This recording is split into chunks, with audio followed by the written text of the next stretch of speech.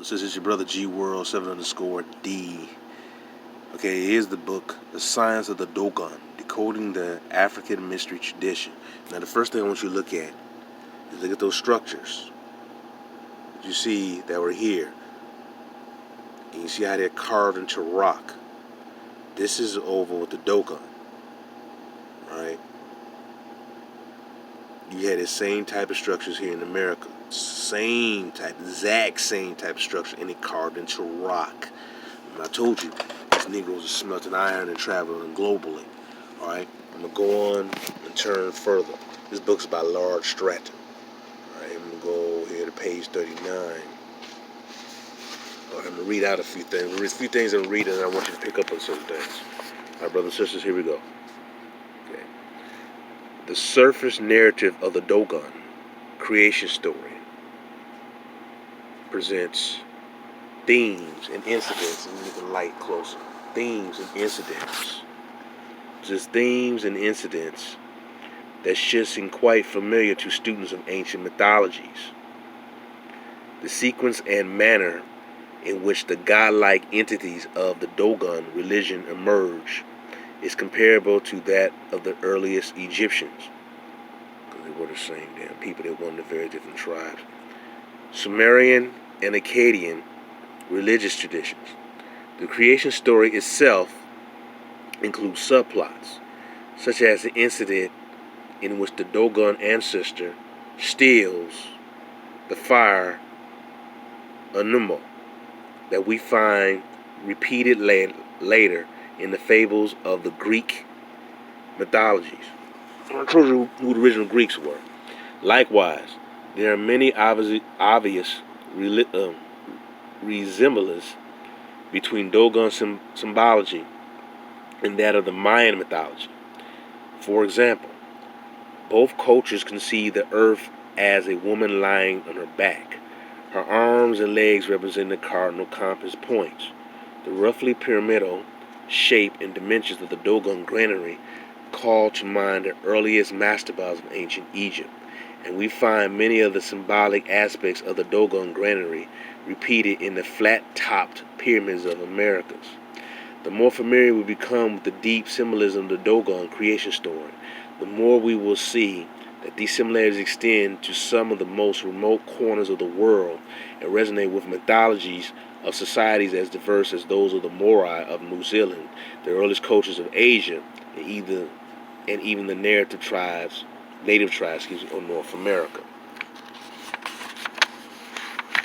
Go further. I'm going to go to page 176. I think it's 176. All right. Read this. Get it clear.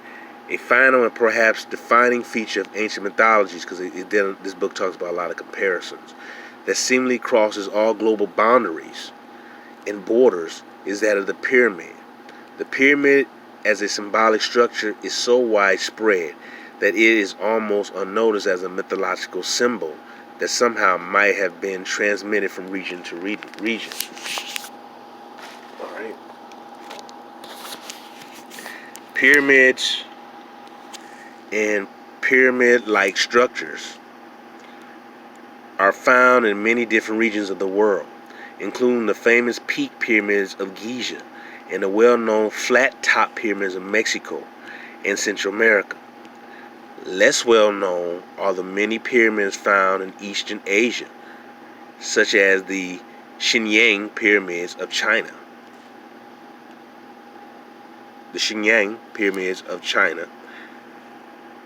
The Pumeli stone pyramids of Samoa, I think I'm pronouncing that wrong, or even the recently discovered Bosnia pyramid in Europe. Some people include the ancient mounds of the British Isles in North America among the range of pyramidal structures. Much of the Dogon symbolism of the granary is reflected in pyramids of other regions. For instance, the Maya, like the Dogon, conceived of the pyramid as a woman lying on her back. These symbolic similarities extend even to the Dogon tradition of associating the four faces of the granary with star groups to watch over or control the agricultural cycle. Native American Aboriginal mounds were discussed were discussed in various different books. Well, a particular book by this Sally A. K. Campbell, Cahokia Cosmic Landscape Architecture. Here, the ancient Native Americans, Aboriginals, also took it upon themselves to construct places of similar importance. The mound-building culture of Cahokia, near East St. Louis, Missouri, built the largest, East St. Louis, Illinois, which is near Cahokia, which is near East St. Louis, and is near Missouri, the state of Missouri. Built the largest mounded city in North America within the city limits. Several particular structures can be speculated as to their astronomical significance in the culture. Cahokia's city plan appears to be laid out according to Cosmos. Plaza and the largest mound are oriented in the cardinal directions, and the presence of several wood hinges that the ancient Americans used as solar calendars helped to determine when to hold ceremonies in preparation for planting, harvesting, and other events of agricultural cycle, and marked the all-important spring and fall equinox celebrations. It is important to note that the additional symbolism that attends the pyramid in some cultures, the star assignments meant to oversee the agricultural cycle, and the notion of a pyramid as a woman lying on her back argue against any theory of polygenesis, the idea that similar symbols evolve independently in various regions, as a source of globally used symbols of mythology. While it is entirely possible that two ancient cultures might independently choose to build pyramid-like structures, this kind of added symbolism does not follow logically from such a choice. Rather, it argues in favor of a pre-existing symbolic system, that was somehow transmitted to and adopted by these cultures. Let me stop right there, man. I said before, over and over again, that our ancestors traveled about globally and spread and planted their seed everywhere. You notice, like I said, those structures with the Dogon. You see that with the Anasazi out in the Southwest. Those structures that were carved into rock, that was done by the same damn Negro people, man. Same damn Negro people who traveled the world globally. That's why this stuff is lined up by cardinal points globally, and they knew how to carve into rock, and they were great at smelting iron. When you put this stuff together and you piece this together, it's in your face. It's literally in your face. And they just didn't build stuff. They build these pyramid structures to go worship some damn leader. No, a lot of this stuff was aligned with astrological images of the sky. It also was used to tell time and used to basically determine the winter solstice and the summer solstice, and the vernal and spring equinoxes. So June 21st, December 21st, they were able to tell by how the sun aligned with the alignment they had on Earth. It was trying to align with the images of the sky.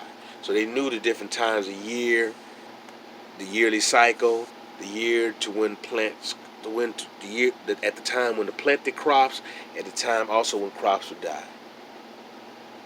So our people were in tune with nature. And they studied the stars as ancient astronomers. They studied the stars. They studied the sun. They studied the stars, solar and lunar. Alright? So astrological, solar, and lunar. They studied all that. Because you look at a lot of those images of some of the structures that they had like I said before, like a quarter moon on there, on top of the structure.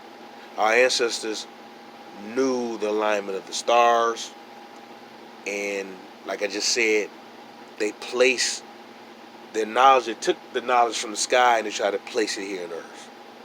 But they traveled the world, so they did travel by boat, and that was possible to have done that.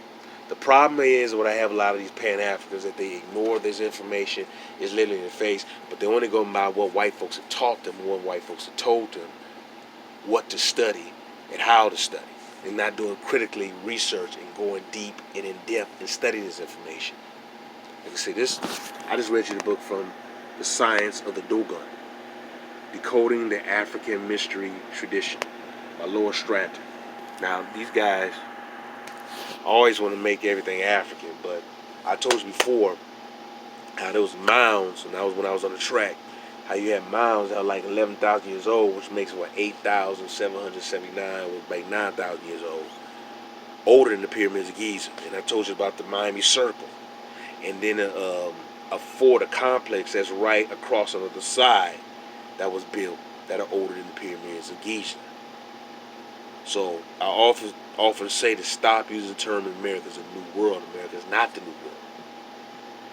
There's very old structures that were built here in America, and they did it for multiple purposes. Just like you had Stonehenge, you had that type of alignment structures here in America, and they used those type of like wood posts in a circle.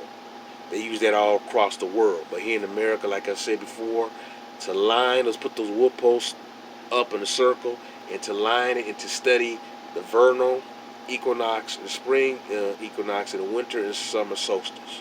So they was able to, like I said, study the lunar, the solar, and the